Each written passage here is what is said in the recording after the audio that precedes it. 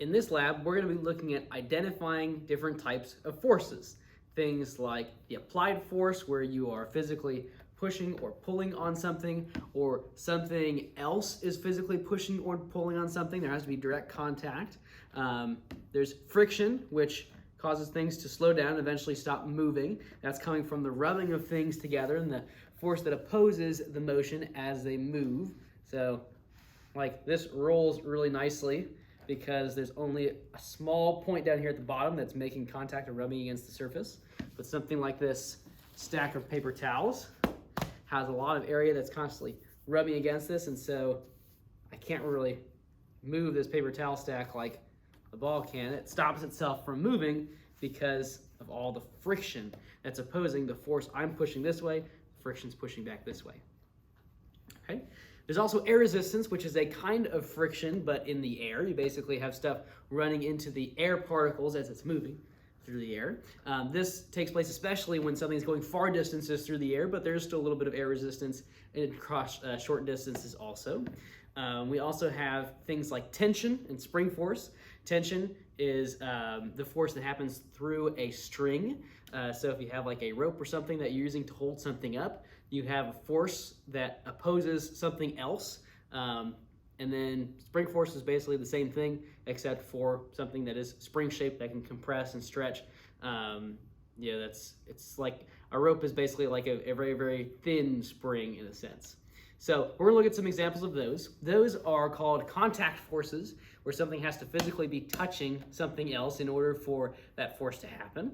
The applied force is a little bit different than a lot of the others, where those are kind of more reactionary, like your tension, your spring force, your friction and air resistance kind of have to come from something else acting first, and those are forces that are caused from a reaction of those things. Okay. Now we also have added distance forces, which means things that can do a push or a pull without having to physically have contact. That includes the force of gravity. Okay, gravitational force happens from a distance. Nothing has to be physically in contact with something else to be pulling something downwards on Earth or any other large mass, like other planets and stuff. There's the magnetic force, which is an attraction, repulsion, pushing and pulling from afar with magnets.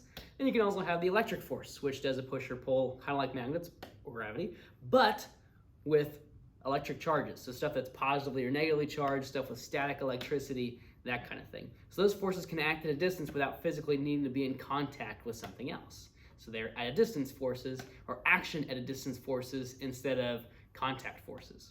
Okay, so we're gonna look at some examples of some stuff that will showcase a couple forces, and it's going to be our job to try and identify what types of forces are occurring with each station. So this first station is going to be the balloon launch station. Okay, I have a balloon. I have a balloon pump I can use to just pump air into stuff. So I'm going to put this over the top and pump up this balloon. Okay, I've got to kind of hold my fingers over it so that way the air doesn't escape where I want it to. There we go. So I'm pumping air into the balloon. It's inflating. Okay. Now what I'm going to do is I'm going to end up letting go of where I'm holding this closed down here so the air can escape. All right. Of course, the air is going to move outwards out of the balloon, so it's going to be moving this way. There's going to be a reactionary force in the balloon to push the opposite direction. Okay. So we're going to have, of course, things like gravity pulling it downwards. It's going to affect where it goes. It's going to be running through air, so it's going to have some air resistance. And you can think of some other stuff going on. I've even had a couple students talk about how maybe there's some tension in the rubber of the balloon because it's an elastic material, which is pretty interesting. So this is a good time to explore and really think hard about what's going on here. Okay, so you've probably seen a balloon go flying before, but just in case. So I'm going to release this down here at the bottom, and here we go. Oh, there it goes. All right, so that air is moving downwards. We end up with a force going the opposite direction where it moves up, and then it ends up flying around in a couple different weird directions from there. I'm gonna grab that balloon because we're gonna need it later. So this time I'm gonna reinflate it And I'm going to seal it up for our next station.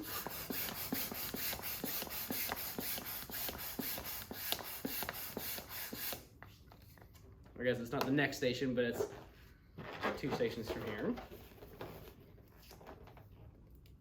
Okay, what we are going to go to next is the basketball backspin station. Okay, with this guy right here. Scooch this out of the way. All right, so we have a basketball here. It's a small one. Okay, and you can, of course, bounce it. Okay, gravity pulls it downward, so the force of gravity is acting here. But rather than just letting it bounce straight up and down, we're going to cause it to bounce in a different direction. Now, of course, if I just let the ball go and then expect it to go some different direction besides just up and down, that's not really, I'm not helping myself with any laws of physics there.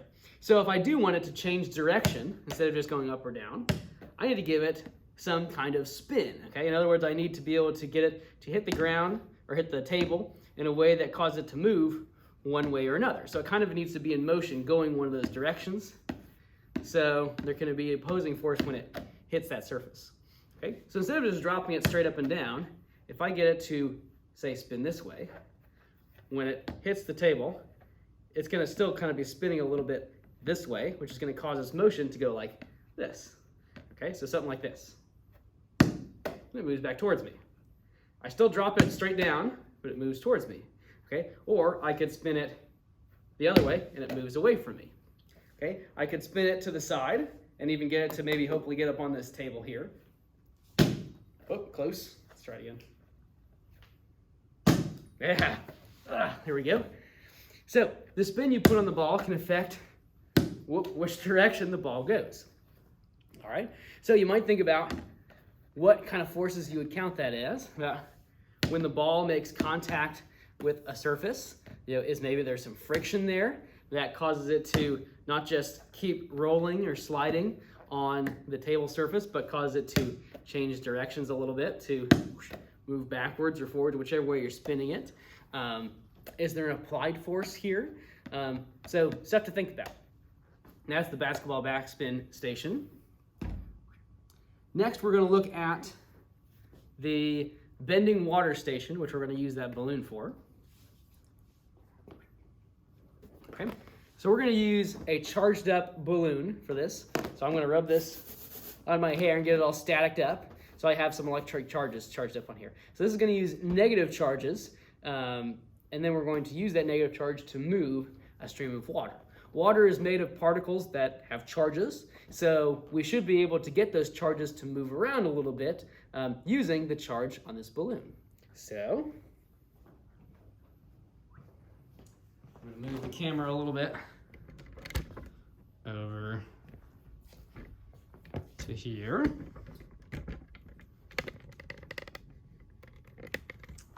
Oh, I forgot I got these old sponges in here. Get those out of the way.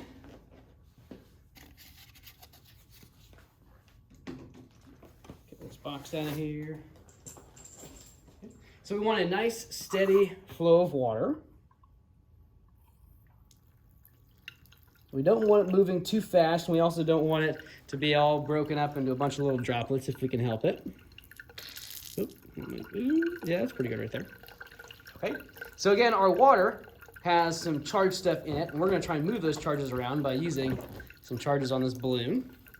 So I'm going to rub it against my hair. You can see the charges are already in effect. I've got negative charge built up on the balloon, which is causing my now positively charged hair to move towards the balloon. Okay, but I can move other things besides just my hair. I can also move the stream of water. It's not super dramatic, it's not like changing in a whole different direction. But remember, we're fighting gravity here. Gravity is pulling the water downwards. It's already kind of in motion here. And we can fight that motion by having a force applied this way. Okay? Not by physically applying the force, but through a force at a distance from this electric charge. So this is an electric force. And if you're trying this at home, again, make sure you have a nice, steady, slow stream of water without unbroken droplets. If you don't want to mess up your hair, arm hair also tends to work pretty well, or leg hair or whatever else, maybe a fuzzy sweater. And then you can bend your stream of water. All right, so that's our bending water station. Let's move back over here. All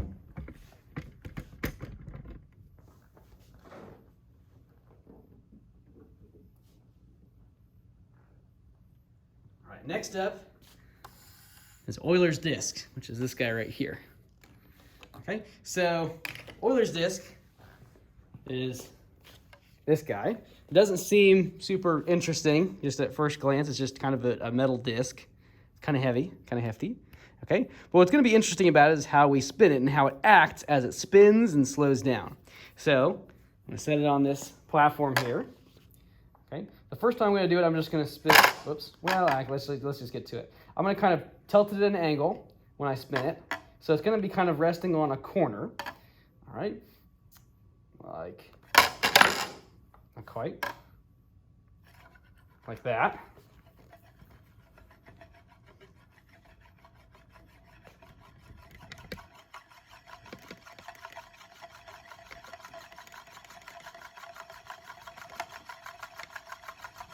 So it spins, and eventually it slows down due to friction. But the way that it slows down is kind of interesting. It kind of wobbles back and forth on that corner, kind of like going like this.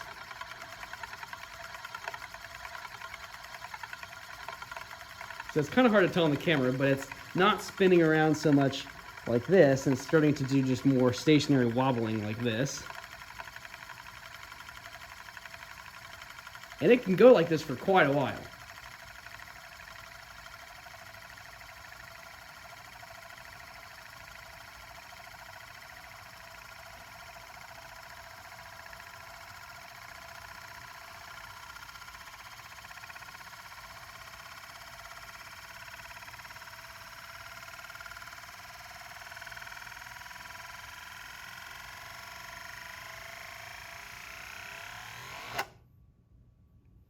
All right, so at the end there, it was barely moving, like rotationally left to right, and around in a circle or anything like that. It was just wobbling like that on the surface so quickly it made that really loud noise from all that contact and all that friction and that change of energy into sound and all that kind of fun stuff. So kind of interesting. So that's Euler's disk. Let's back that back out there. Let's move on to another station.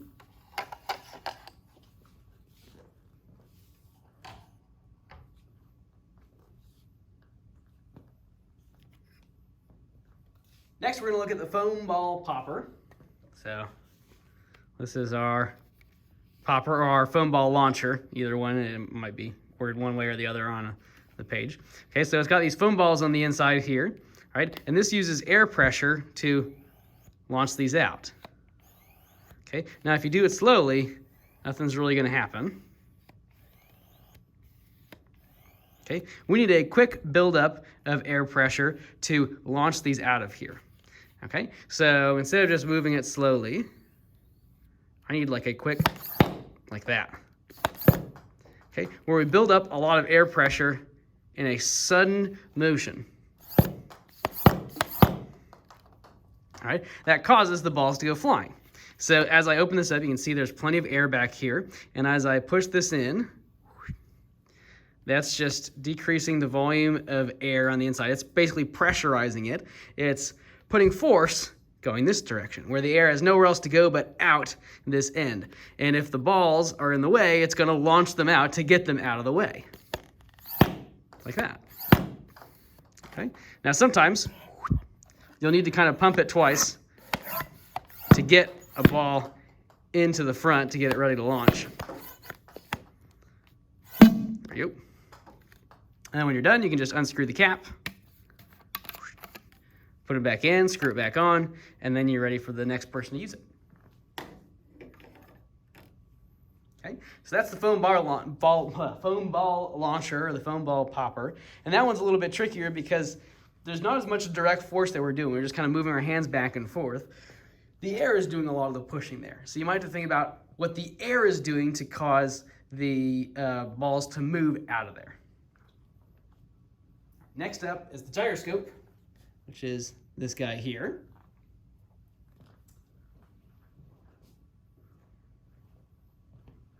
So the gyroscope is going to need to spin like this, but it's going to need to go very, very fast. Like just spinning it with my fingers, I don't even get close to spinning it fast enough. It should be able to keep on its end when it's spinning fast enough.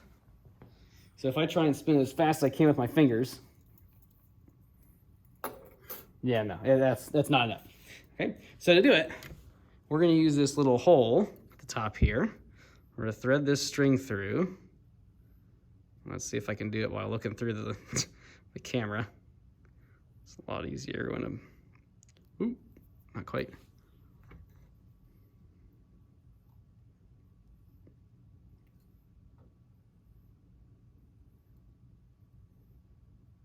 You wouldn't think it would be that much different. Just looking through the camera. Surprisingly, it is. Oh, come on. There, okay. So I got through the other side. All right, now we're gonna wind this up. So basically just going to spin this around and around and around. So it's all wound up. Oh no, let me grab the end. Okay, and then we're basically going to use this like a ripcord to get it spinning really fast. So got it all wound up. So I'm going to be pulling the string like that to unwind the string and therefore get this center part to move really fast. So I'm going to set this down on the table.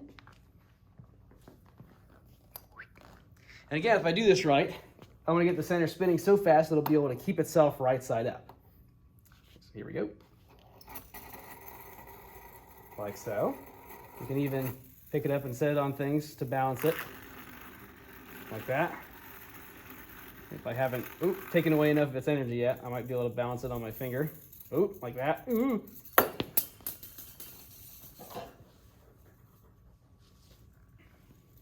Okay. And if I just try and hold it in my hands here, it's going to try and wobble based on how the gyroscope is moving in the center there.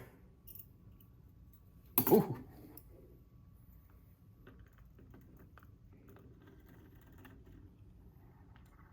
Yeah, and then once it moves slow enough, it's not going to be able to keep itself right side up. Let's see if I can do it one more quick time here.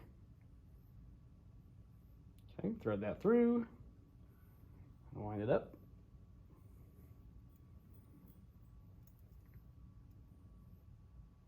All right. And then make sure I'm, camera. Yeah, look at it go.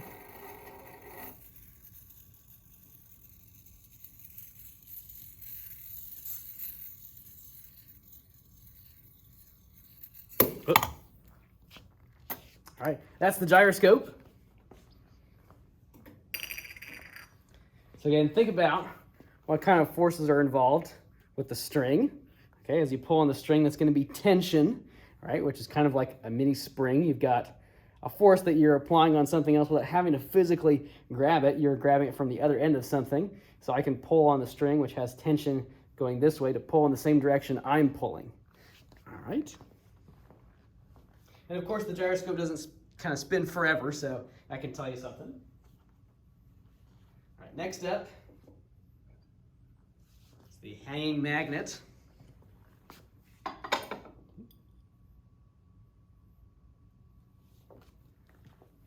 It's this guy right here. Adjust the camera. All right, so this is just a bar magnet. Like this, so you got your north and your south side. Set that Right there. Okay, so this magnet has a magnetic force that acts on other magnetic things. And I'm going to come at it with another separate magnet and see if I can move it without physically touching it. Oh, okay, so it looks like I found the attractive end. So this up here is the south side that attracts to the north side of that magnet and it's starting to swing towards it. If I turn this around and point the other north side to it, I can repel it, or I can pull it back the other way. Oh, come back. Okay, and that side repels. So I can move this around without having to physically touch it. Okay, so it looks like now I've got south lined up with the north and this north lined up with the south. If I turn around, I can repel it and get it spinning. Ooh.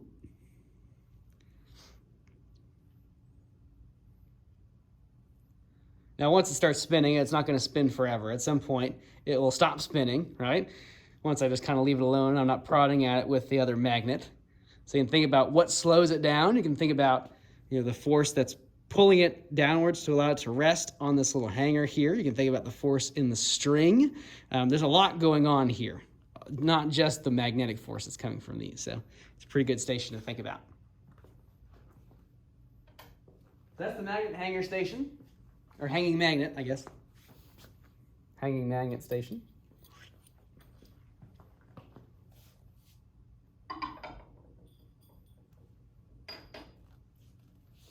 Next, we're going to check out the Heroes engine. So this is a very basic engine. We're going to do it out of a soda can like this. Okay, right now my string's kind of wound up, so I'm not letting it unwind a little bit.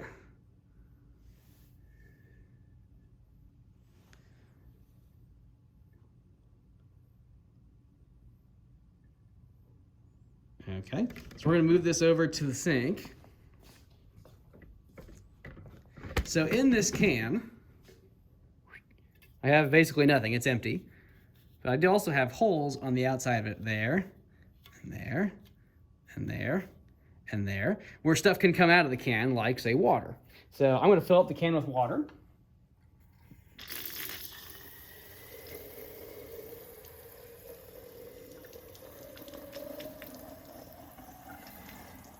So it's going to start coming out of the bottom but through these holes here. Right now that the can is full. So the water's coming out and I'm going to let it hang. And it's going to start spinning the other direction. Okay, so I've got tension in the string holding this up, and I've got forces coming from the water shooting out of the sides of the can that help it to propel itself in one direction. You can kind of see it kind of spirals out in one way, and so your can kind of moves opposite of that direction.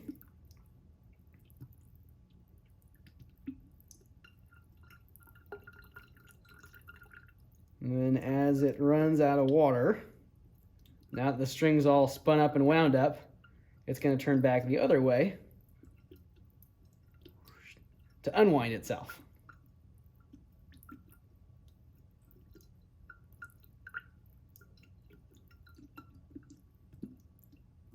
Okay? And you can imagine it's not going to spin forever. At some point it'll stop, and you can think about what's causing it to stop. What forces are acting against it, like maybe friction or maybe air resistance.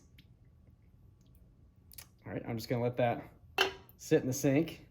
You can even maybe see the string. I don't know if the camera will be able to catch it, but you might be able to see the string kind of like try to unwind itself when I let go of it. Whoop. Maybe not so much. So that was Heroes engine. Next, we're going to the magnetic accelerator.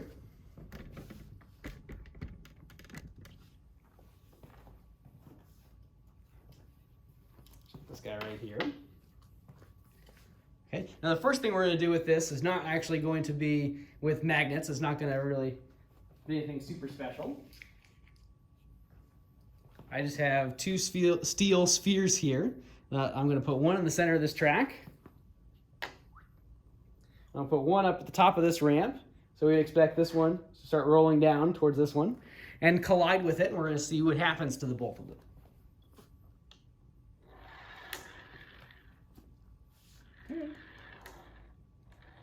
So they collide with each other. The one that was moving down the ramp moves a little bit slower when it makes contact because it's giving away its energy to the other one, and it causes the other one to start moving by opposing a force on it, by applying a force to the other one.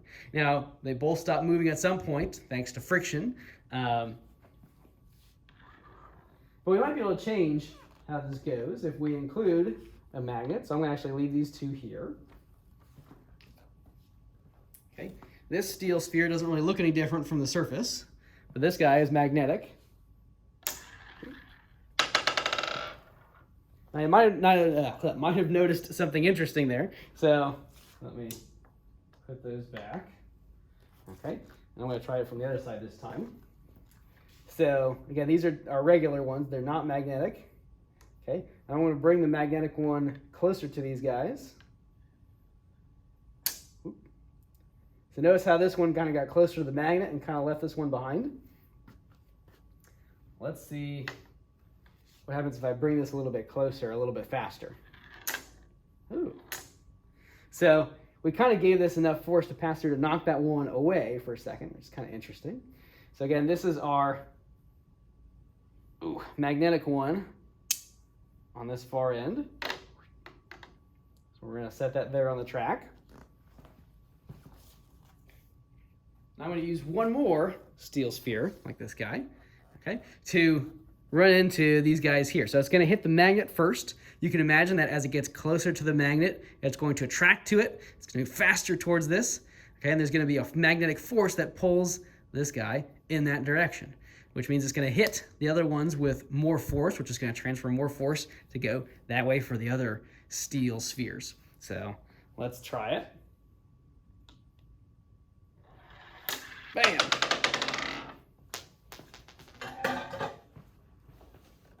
So you might recall before, the other marble that we hit didn't make it past here and just kind of rolled back. You see that again.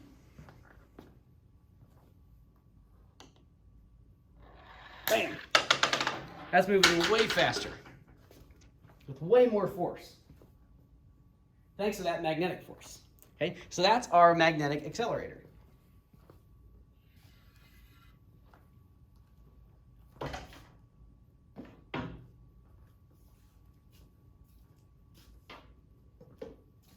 Okay, next is going to be the rollback tube.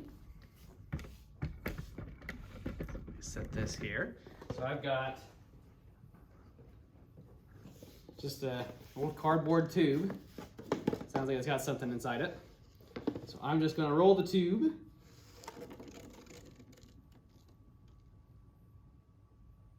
And then it rolls back. I guess it likes me or something. Let's try again. Oop, it might fall off the table. And then it comes back. Interesting.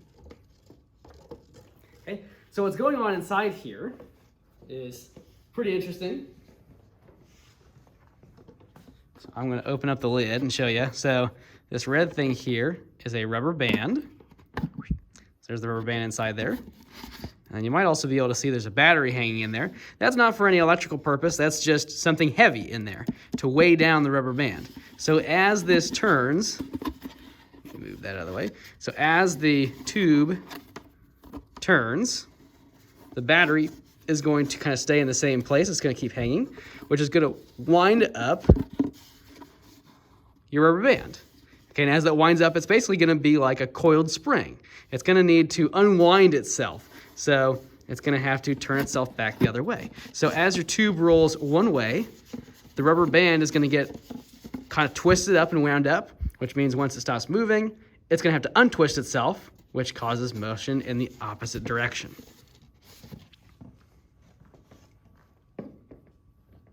So that's the rollback tube.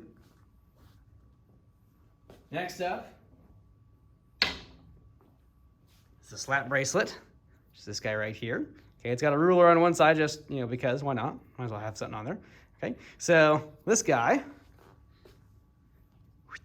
is made of kind of a bendable material, like this. So it can kind of bend on itself. All right, and if you slap it in the right direction with enough force, you can get it to curl itself up. Okay, so you can end up using it as a bracelet. So let me see if I can get this a little closer here. Oh, let me try and get it in a clean motion. Well, not quite, almost. So you can see how it kind of hooks on there, and I can let it sort of wrap its way around like that.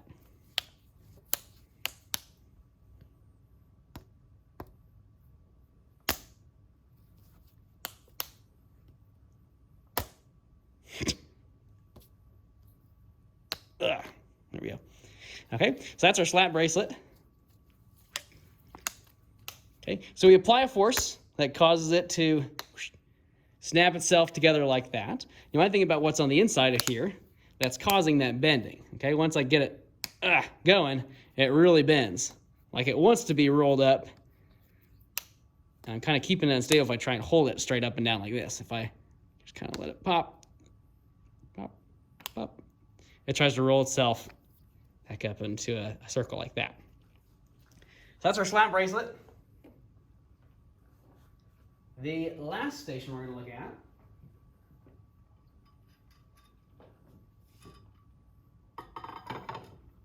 is this spring scale here.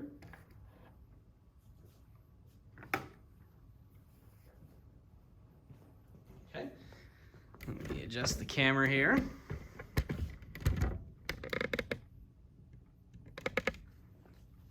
I'll turn this around. Okay, so this scale helps us to measure force, right? So this has 10N on it, which means 10 newtons. So this scale reads in newtons from top to bottom. So this is 0 newtons. This is 10 newtons right here. So as this kind of end of the spring here moves downwards, that's counting up more and more newtons of force. We're measuring force in newtons.